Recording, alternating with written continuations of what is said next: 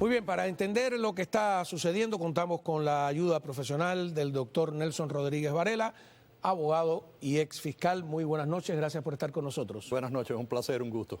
Cómo no. A ver, primero hablemos de qué fue realmente lo que dijo la Corte Suprema, si es un dictamen, si es que devolvió la consideración a otra entidad.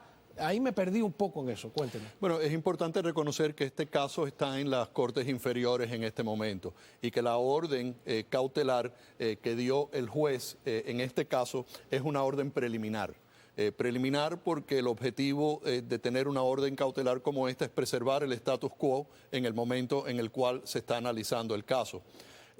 Obviamente esta protección cautelar es preliminar porque el juez todavía no ha escuchado los méritos del caso, pero sí ha emitido una orden que limita el poder presidencial con respecto a su proclamación y la ejecución de estas deportaciones o de estas exclusiones de estos individuos basado en la ley de enemigos de la cual hemos estado hablando durante todo este tiempo, personas que son enemigos de los Estados Unidos y que son personas foráneas. Pero esto no significa que la Corte Suprema haya determinado el caso, porque todavía el caso no se ha ventilado totalmente en la Corte Inferior. Simplemente le pone un paro a la orden del juez de distrito que había ordenado el paro inmediato de deportaciones a través del uso del Alien Enemies Act. Entonces, eso implica que la Corte está coartando hasta cierto punto el poder presidencial bajo sus deberes y sus fuerzas ejecutivas como el jefe de la parte ejecutiva del gobierno de los Estados Unidos. Entonces, por lo tanto, yo creo que la Corte lo que está mandando es una señal de que preliminarmente tú no puedes frenar esos poderes presidenciales, porque el presidente tiene esos poderes presidenciales basados en el poder que le otorga la Constitución y también ha establecido que sí lo puede continuar haciendo, pero tiene que dar y tiene que rendir garantías procesales en términos de permitir a estas personas, es decir, que son arrestadas y preparadas para ser deportados de los Estados Unidos bajo el Alien Enemies Act, pero les tiene que dar debido proceso en las Cortes Federales, en el lugar donde están detenidos, para que tengan la oportunidad de pelear si ellos son enemigos, si ellos tienen la edad necesaria, si ellos de realidad son partes de un grupo excluible de los Estados Unidos basado en ser enemigos de los Estados Unidos, como es el Tren de Aragua, como es la Mara Salvatrucha y todas estas otras entidades delictivas que están presentes en los Estados Unidos en gran medida debido a la porosidad de la frontera causada por la administración anterior. No es una determinación política por parte de la Corte. La Corte Suprema no está decidiendo este caso basado en política, lo está decidiendo basado en jurisprudencia. Requiere que el presidente haga una declaración que se va a llevar a cabo esta detención, darle a las personas notificación de que estas personas tienen el derecho de pelear esa detención y lo que es importante es establecer que la Corte Suprema ve que estos derechos emanan de la detención y no necesariamente de la aplicación por parte del presidente del Alien Enemies Act. Sin embargo, los tres miembros que la propia prensa califica de progresistas, yo diría izquierdistas en el buen sentido de la palabra, votaron en contra, aunque hay una conservadora que puso dudas, no sé si fue 5-4, ¿no? Fue 5-4. Creo, no estoy tan seguro, pero que creo que Coney Barrett también preguntaba acerca de las garantías procesales. Mira, Manuel, en los Estados Unidos es un país de leyes y esas leyes son importantes porque ofrecen recursos para que las personas puedan pelear sus detenciones y tengan acceso a las cortes. La idea de la 14 enmienda y tu habilidad de tener garantías procesales, lo que se llama due process, es lo que distingue a los Estados Unidos de otros países, donde personas que están sujetas a un cumplimiento de la ley por parte del Ejecutivo de los Estados Unidos tienen derecho a aplicar a las Cortes para que la Corte revise la ejecución de ese poder ejecutivo. Entonces, lo que la Corte Suprema está diciendo es que el poder ejecutivo le pertenece al presidente y la invocación del Alien Enemies Act para deportar a estas personas no es necesariamente el problema, sino el problema es darle a estas personas con respecto a ser deportados bajo ese estatuto la habilidad de presentarse frente a un juez para pelear la detención, y la garantía procesal que está en juego en este caso es la garantía procesal de que sea revisada la aplicación de la ley con respecto a estas personas y que tengan esa oportunidad. Yo no creo que esto debe sorprender a nadie, hasta los asesinos más serios y peores de este país y las personas que han cometido los crímenes más serios tienen derecho a la corte, tienen derecho a un abogado, tienen un derecho a presentar sus recursos, tienen derecho a un juicio justo, y en un caso administrativo como este, pues no tendrán derecho a un juicio frente a un jurado, pero sí tienen el derecho de comparecer frente a un juez un juez federal en el distrito donde están detenidos para determinar si esa detención es una detención legal o no es una detención legal. Y esa es la parte importante de este caso. No es una decisión política, sino decisión procesal. Vamos a ver qué dice la interpretación de Pam Bondi, que es la secretaria de Justicia de los Estados Unidos, porque a fin de cuentas hoy la prensa lo que quería saber, yo sé que usted como abogado serio no entra en eso, pero la prensa está, ¿es o no una victoria para Trump? Primero vamos a ver la versión de la secretaria de Justicia. Well, first of all, it was an administrative error as to why he was deported. And he is a known gang member. ICE testified he was a gang member, and we believe he should stay where he is. You know, the defense had argued that he was, a journeyman, that he was training to be an electrician.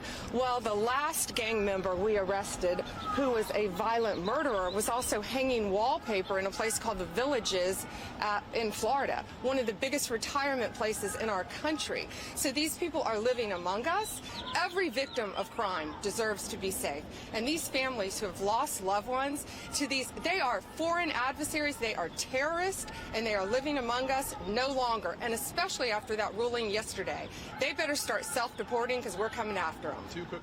A ver, está hablando de otra cosa. Sí, ese es otro caso. Ese es el caso del individuo que fue deportado por error, porque ya ese individuo había tenido su acceso a la corte, había tenido la habilidad de presentarse frente a un juez. Los jueces habían determinado que era deportable, pero no le dieron lo que se llama un withhold of removal, que es una orden separada que, aunque encuentran que la persona es excluible de los Estados Unidos, y yo no soy abogado de inmigración, a lo mejor la nomenclatura no es la exacta, pero son excluibles de los Estados Unidos, pero debido a otras razones, como pueden ser tortura, puede ser otro tipo de situación, no son físicamente deportables de los Estados Unidos a ese país. Puede ser deportado a un tercer país si reúne las características legales para poder hacerlo, pero eso es un caso un poco diferente al caso en el que estamos hablando, que tiene que ver con la aplicación de la ley de enemigos foráneos. Y con respecto a esa parte que se habla acerca de si fue una victoria para el presidente Trump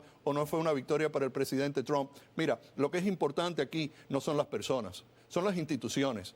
Lo que es importante aquí es la separación de poderes, es la Constitución. Nuestros padres fundadores crearon un sistema de gobierno de 3 bastiones importantes: el legislativo, el ejecutivo y lo judicial. Ninguno de esos poderes pueden ser mayores que los otros, y establece un sistema de chequeos y balances para que en el momento en que ocurran las acciones ejecutivas o acciones congresionales de aplicación hacia personas, pues entonces que puedan acudir a las leyes como el árbitro final, que es la Corte Suprema de los Estados Unidos, para que estas cosas se decidan. Por lo tanto, el proceso es más importante que las personas, las instituciones es lo más importante que existe en este país, y el acceso a la Corte es realmente lo que distingue a los Estados Unidos de otros países que son países que actúan sin un derecho procesal. La presencia del derecho procesal en los Estados Unidos fue la razón principal porque la Corte Suprema en el día de hoy no invalidó las deportaciones bajo el Alien Enemies Act, porque eso obviamente puede puede tener otra interpretación.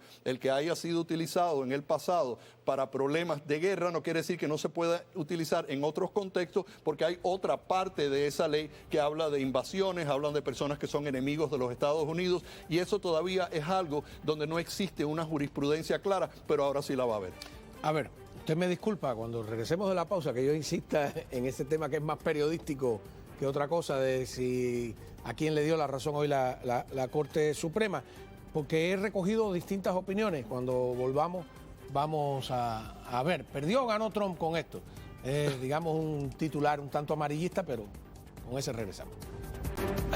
Bueno, la política cada vez más es más judicial de alguna manera en los Estados Unidos. El doctor Nelson Rodríguez Varela nos está, como siempre, ayudando a entender procesos difíciles, incluso para el que nació aquí, y imagínense para un público mayoritariamente proveniente de otros países, incluso, por supuesto, yo que nací en Cuba, etcétera.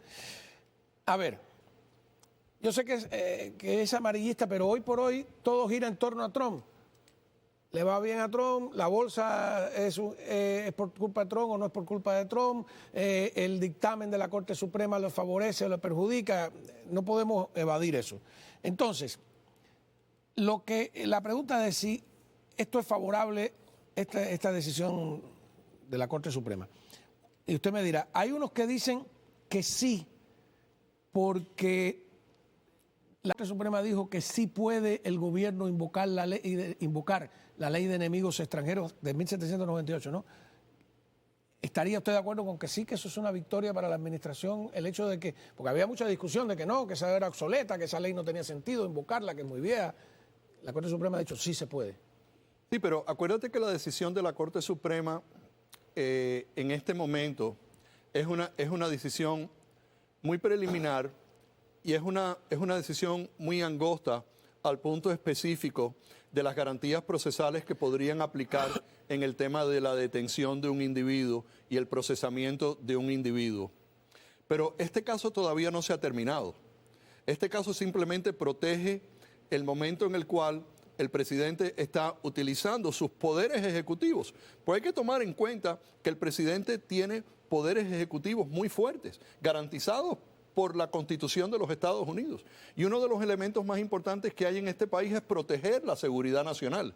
Y la seguridad nacional, en este momento, que estamos básicamente, hay como una urgencia para limpiar el país de personas que han entrado aquí, que son integrantes de estas pandillas, donde el Ejecutivo tiene un poder muy grande con respecto a tomar esas decisiones que son decisiones importantes. Y ese balance todavía no se ha establecido en este caso. Todavía el caso no se ha ventilado totalmente en la Corte Inferior. La Corte Inferior ha entrado una medida cautelar donde le da al presidente cierta parte del caso con respecto a su habilidad de invocar la ley de enemigos extranjeros, pero no ha determinado el caso, no ha determinado cuáles van a ser los procesos con respecto a la aplicación de esa ley. Simplemente ha determinado poner a un lado una decisión de un juez que invalida de forma preliminar, simplemente estableciendo de que los demandantes tienen una gran posibilidad de ganar en los méritos del caso. Y eso es algo que es prácticamente imposible de determinar en lo que se refiere al análisis de cuál es el poder presidencial.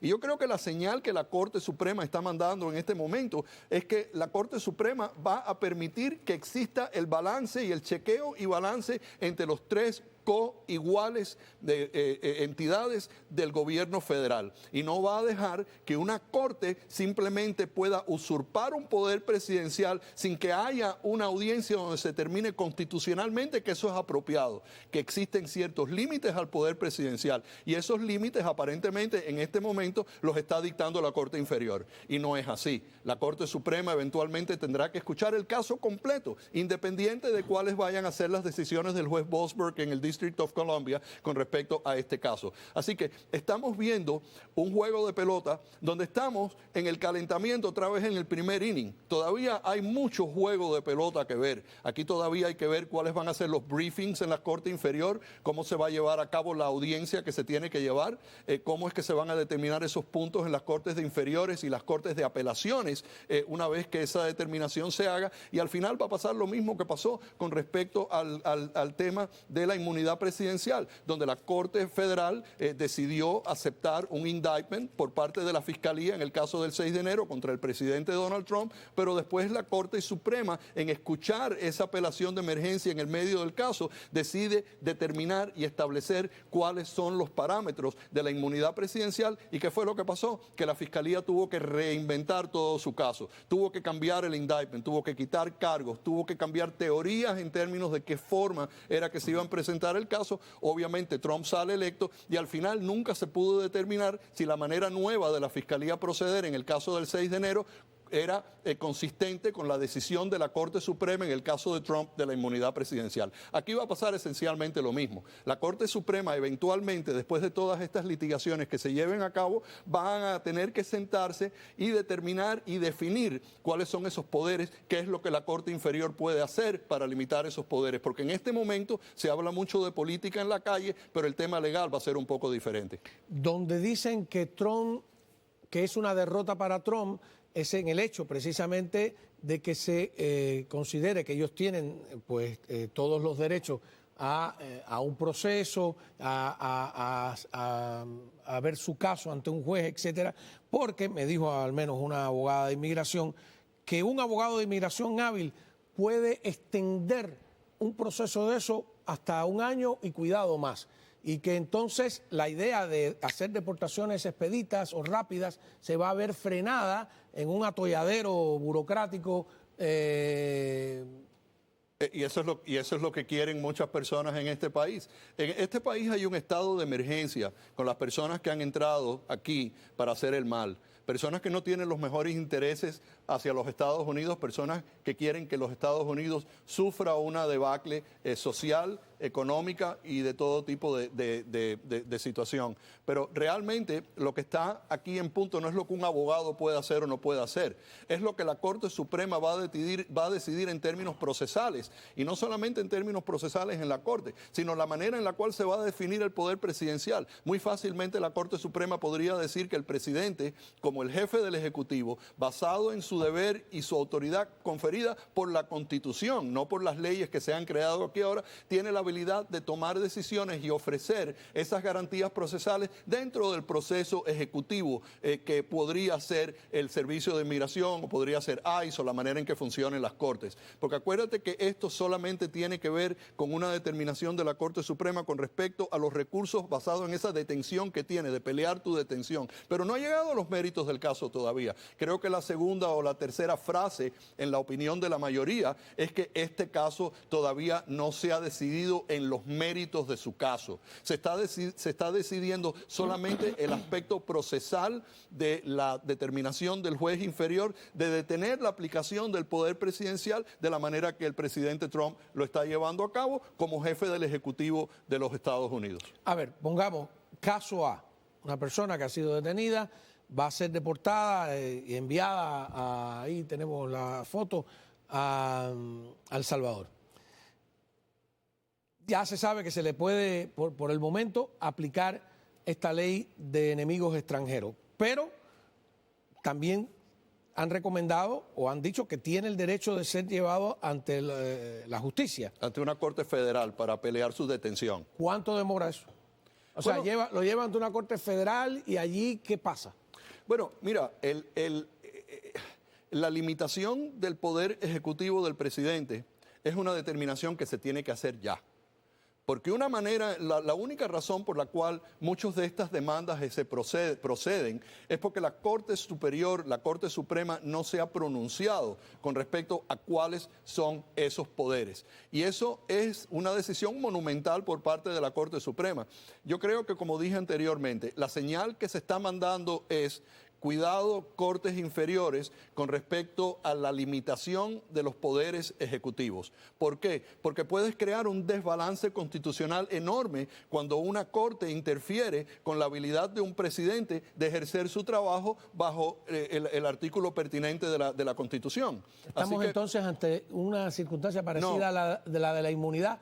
Estamos en una situación muy parecida a la de la inmunidad. En la inmunidad expliqué anteriormente que la Fiscalía presentó ciertos casos y quiso proceder. Lo único que intervino fue el pueblo norteamericano votando abrumadoramente, inclusive en los estados de batalla, a favor del presidente Donald Trump, y eso eliminó ese encauzamiento, pero también eliminó la determinación de que si la Fiscalía podía proceder de la forma que estaba procediendo cuando cambiaron el indictment una vez que se decidió ese caso de esa forma. Aquí va a pasar exactamente lo mismo. Hasta que la Corte Suprema no tenga uno de esos casos donde pueda dictaminar en los méritos del caso una opinión que establezca exactamente esa separación de poderes, esa determinación de chequeos y balances, no vamos a tener una respuesta a las preguntas que tienes. Vamos a ir a una pausa. Cuando regresemos, a mí hay algo aquí que me recuerda el caso de Elian González.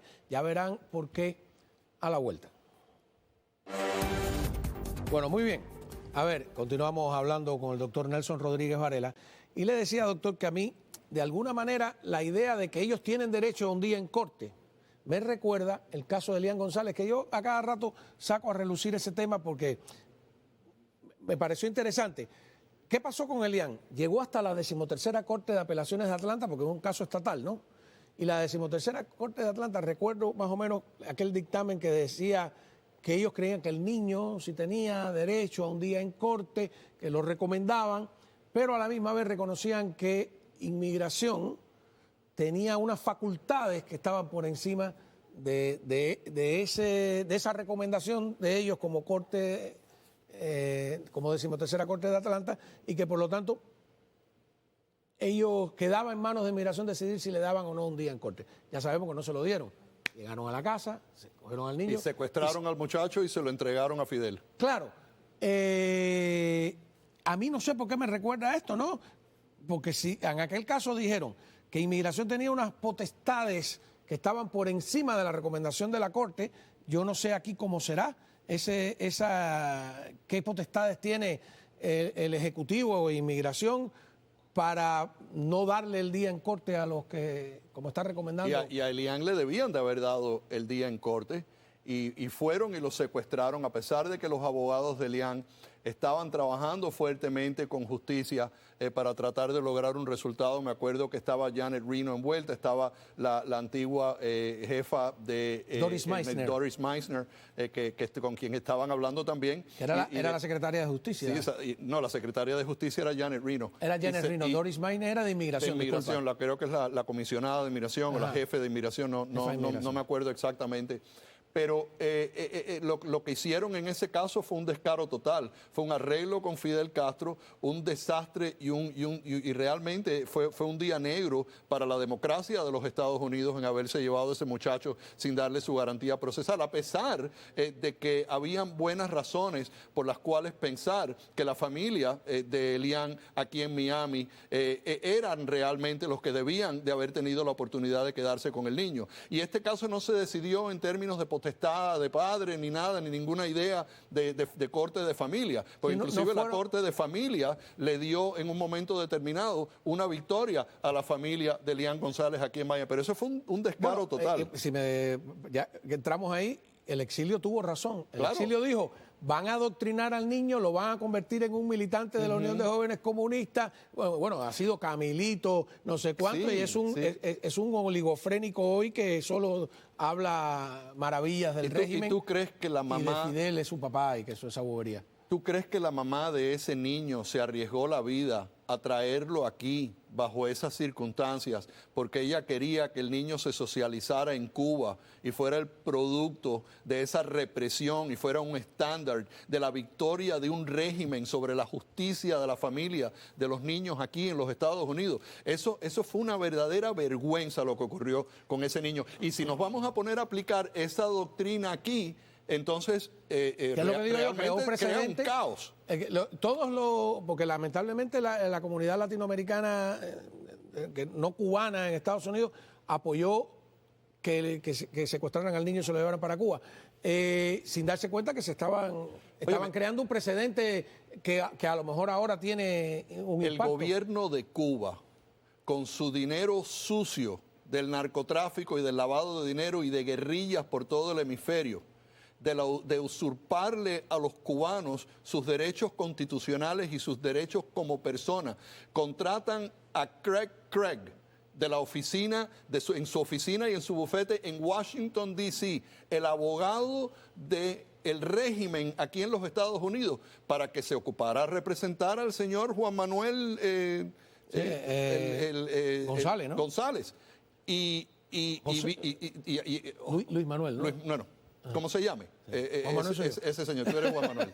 Pero al final lo que quedamos es en una situación donde no solamente el gobierno de los Estados Unidos bajo Clinton permitió que se llevaran a ese niño, siendo inclusive representado por un abogado que aceptó dinero de un régimen que debían de haberle confiscado los fondos como si estuviera lavando dinero ese señor. No, pero además hubo un hecho que se pasó por encima, que es que el padre de Elian González, cuando supo que el niño estaba aquí, llamó a sus familiares aquí, los parientes, la parentela, como le decían en el régimen castrista, y le dijo, cuídelo, y fue muy amable, no sé cuánto, hasta que Fidel intervino.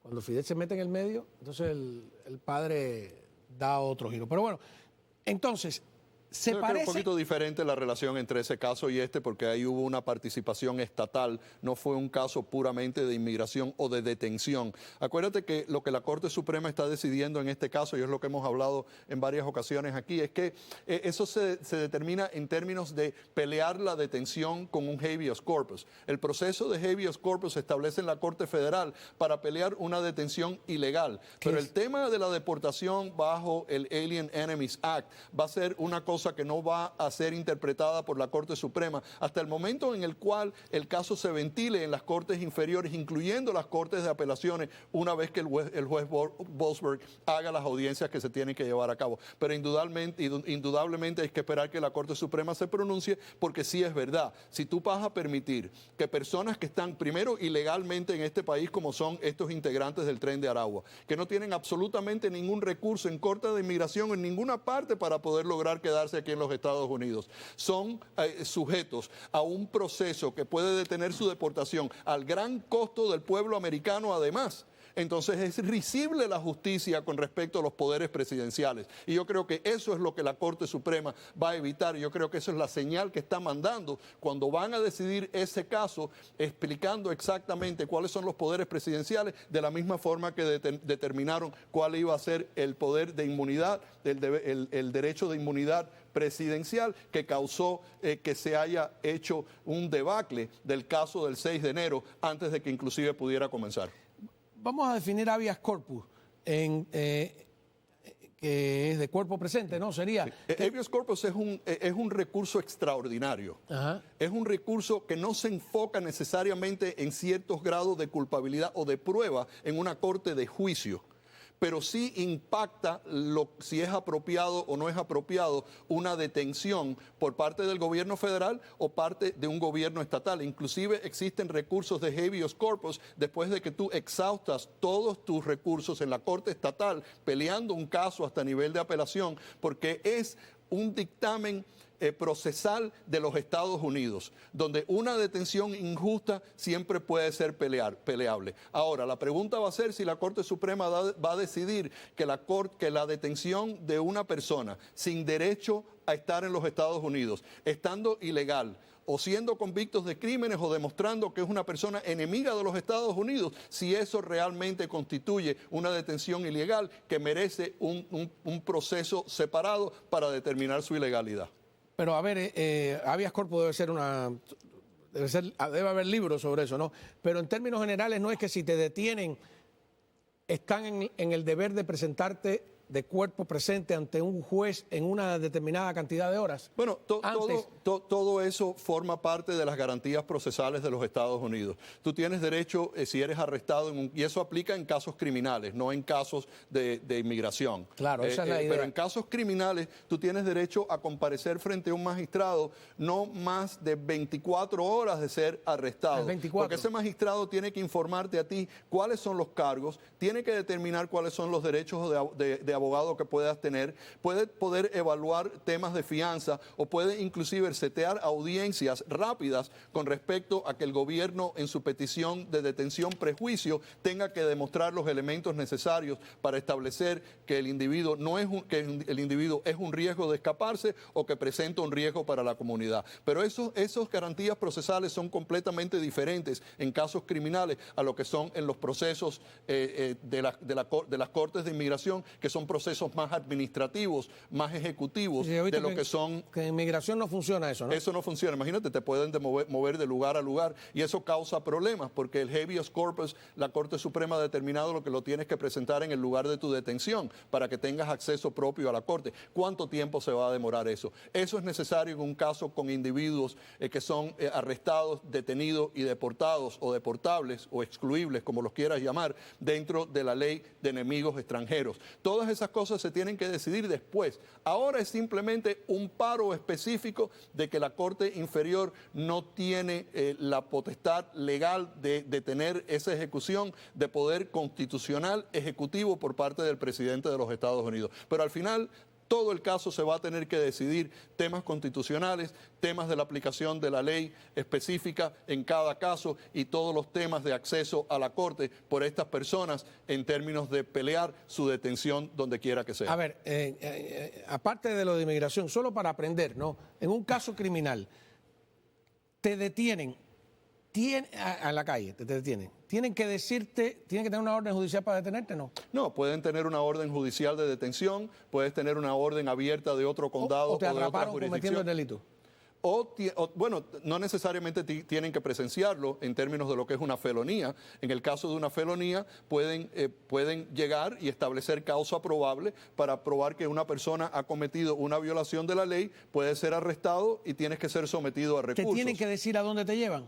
No necesariamente, ¿No? pero en casos todos los lugares en los Estados Unidos están divididos en circuitos, en corte estatal y en la corte federal están divididos en distritos. Y entonces típicamente te van a llevar inicialmente al distrito que pertenece al lugar de tu detención. Sí, pero la detención no es secreta.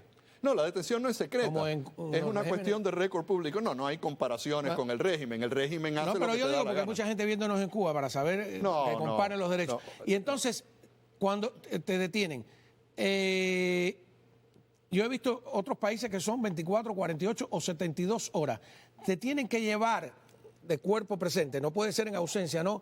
Ante un juez y ese juez decirte de qué se te acusa. El juez te tiene que decir de qué se te acusa. Si no tienen una acusación, te tienen que soltar. Tiene que explicarle tus derechos constitucionales. Tiene que determinar si tienes dinero para un abogado, porque aquí te pueden apuntar un abogado si tú no tienes recursos para que tú te puedas defender en la Corte Federal. Abogado de oficio. Con un abogado de oficio o un abogado privado si el abogado de oficio tiene algún tipo de conflicto, si la oficina tiene algún tipo de conflicto. Pero además tiene que celebrar una determinación de fianza, inclusive en casos donde la Fiscalía pide detención prejuicio, tienen que celebrarle con un máximo de 3 días una audiencia de fianza para que el individuo pueda establecer. O sea que a las 24 horas el habeas corpus en Estados Unidos. No es que no estamos hablando de habeas corpus, estamos hablando de derecho constitucional criminal en términos de casos criminales. Otro día conversamos, lo hacemos allá en la corte para que veas bien cómo es la cosa. Ah, ok, está bien. Vamos ahí a citar a los camarógrafos. Muchísimas gracias al doctor Nelson Rodríguez Varela, abogado y exfiscal. Cuando regresemos de la pausa...